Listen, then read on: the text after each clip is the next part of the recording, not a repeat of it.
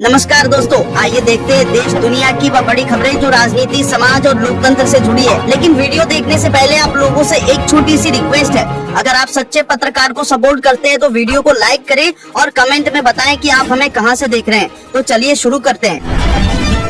पाकिस्तान के नूर खान एयरबेस पर फिर अटैक। भारत ने ऑपरेशन सिंदूर में ब्रह्मोस से किया था तबाह। तालिबान के 415 लड़ाके मारे गए। पाकिस्तान के नूर खान एयरबेस पर हमला किया गया है। ये हमला अफगानिस्तान की ओर से किया गया है। तालिबान और मुनीर की सेना में संघर्ष चल रहा है। पाकिस्तान का नूर खान एयरबेस वही इलाका है जहां भारत ने 2025 में ऑपरेशन सिंदूर के दौरान ब्रह्मोस मिसाइल से धावा बोला था।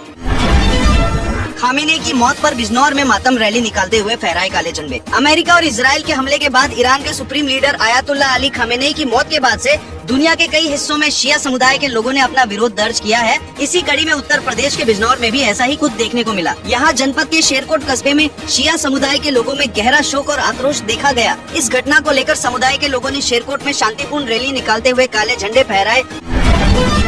खामेनेई की मौत के बाद ट्रंप का खुला विद्रोह। अमेरिका में बड़े मुस्लिम नेता ने दे डाली सीधी चेतावनी।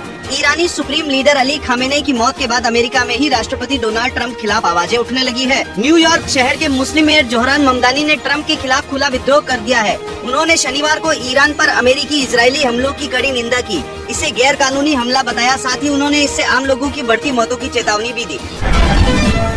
अरविंद केजरीवाल के बरी होने पर अन्ना हजारे का आया बड़ा बयान। दिल्ली के पूर्व मुख्यमंत्री अरविंद केजरीवाल और पूर्व शिक्षा मंत्री मनीष सिसोदिया समेत 23 लोगों को आबकारी नीति मामले में बड़ी राहत मिली है। दिल्ली की राउज एवेन्यू कोर्ट ने लंबे समय से चल रहे इस मामले में दोनों नेताओं और 21 अन्य को बरी कर दिया है। इस पर अन्ना हजारे ने भी खुशी जताई है। अन्ना हजारे ने कहा, हमारा देश अपनी न्यायिक और सुरक्षा प्रणालियों की ताकत पर चलता है। अब जब अदालत ने अपना फैसला सुनाते हुए कहा है कि अरविंद केजरीवाल दोषी नहीं है तो इसे स्वीकार किया जाना चाहिए। सामने गिर रहे बम, हमें बचा लीजिए। दुबई में फंसे पूर्व विधायक संजय शुक्ला ने पीएम मोदी अमित शाह से लगाई गुहार। ईरान, इजराइल और अमेरिका के बीच छिड़ी भीषण जंग की तपिश अब मध्य प्रदेश के इंदौर तक पहुंच गई है। खाड़ी देशों में बिगड़ते हालातों के बीच इंदौर के पूर्व विधायक संजय शुक्ला समेत शहर के कई बड़े उद्योगपति और व्यापारी दुबई में फंस गए हैं। हालात इतने डरावने हैं कि संजय शुक्ला ने सोशल मीडिया पर वीडियो जारी कर गृह मंत्री अमित शाह से मदद की गुहार लगाई है।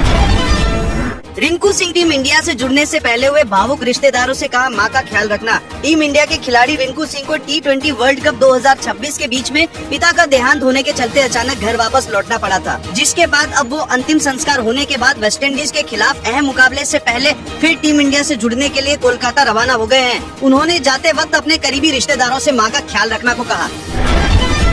खामेनेई की मौत पर सबसे ज्यादा प्रोटेस्ट यूपी में। अमेरिका और इजराइल के हमले में ईरानी supreme leader Ayatollah Ali Khamenei की मौत हो गई तो खामेनेई की मौत को लेकर उत्तर भारत के शहरों में शिया समुदाय के लोग सड़क पर उतरकर विरोध प्रदर्शन कर रहे हैं। दिल्ली से लेकर कश्मीर तक खामेनेई की हत्या को गैर कानूनी और अनैतिक बताते हुए लोग विरोध कर रहे हैं। लेकिन खामेनेई की मौत का सबसे ज्यादा असर उत्तर प्रदेश में देखने को मिल रहा है।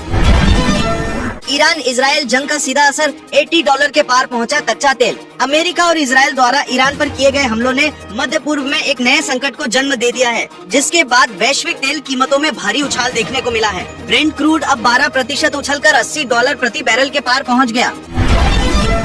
यूएई पर हुए हमलों के बीच भारत के प्रधानमंत्री नरेंद्र मोदी ने संयुक्त अरब अमीरात के राष्ट्रपति शेख मोहम्मद बिन जायद अल नाहयान से फोन पर बातचीत की। इस बातचीत की जानकारी प्रधानमंत्री मोदी ने खुद सोशल मीडिया प्लेटफॉर्म एक्स पर साझा की है। अपने पोस्ट में पीएम मोदी ने लिखा कि भारत यूएई पर हुए इन हमलों की कड़ी निंदा करता है और इन हमलों में जान गंवाने वाले लोगों के प्रति गहरी संवेदना व्यक्त करता है।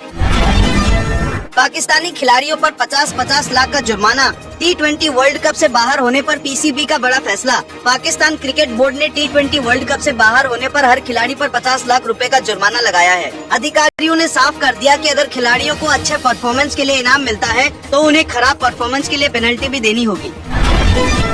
दिल्ली की महिलाओं का खत्म हुआ इंतजार। डीटीसी बसों में फ्री सफर के लिए राष्ट्रपति जारी करेंगी पिंक मोबिलिटी कार्ड। राजधानी दिल्ली में सीएम रेखा गुप्ता के नेतृत्व वाली दिल्ली सरकार अपना एक वादा पूरा करने जा रही है। सीएम रेखा गुप्ता डीटीसी बसों में महिलाओं के फ्री सफर के लिए पिंक कार्ड और राशन कार्ड धारकों को मुफ्त सिलेंडर देने जा रही है। बीते कल को इंदिरा गांधी इंडोर स्टेडियम में एक विशेष और भव्य कार्यक्रम सशक्त नारी समृद्ध दिल्ली में देश की महामहिम राष्ट्रपति द्रौपदी मुर्मू इस महत्वाकांक्षी योजना यानी पिंक कार्ड का शुभारंभ कर चुकी है।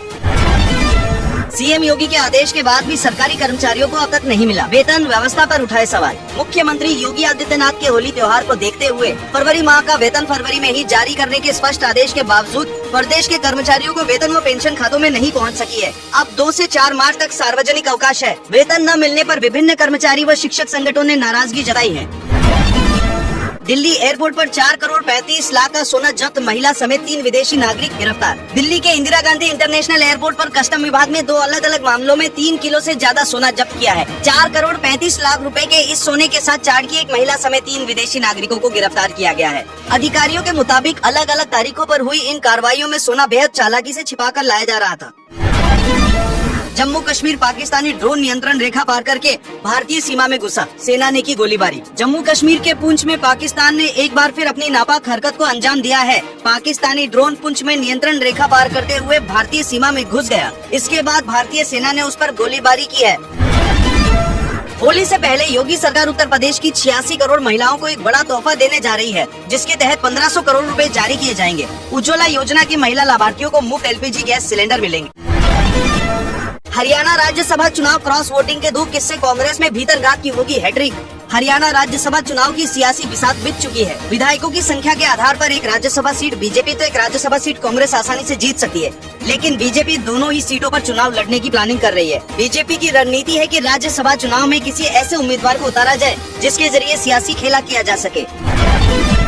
इलाज कराइए, पैसा हमारी सरकार देगी, जनता दर्शन में आए लोगों से बोले सीएम योगी। गोरखपुर में आयोजित जनता दर्शन में योगी आदित्यनाथ ने गंभीर बीमारियों से जूझ रहे जरूरतमंदों को इलाज के लिए आर्थिक सहायता का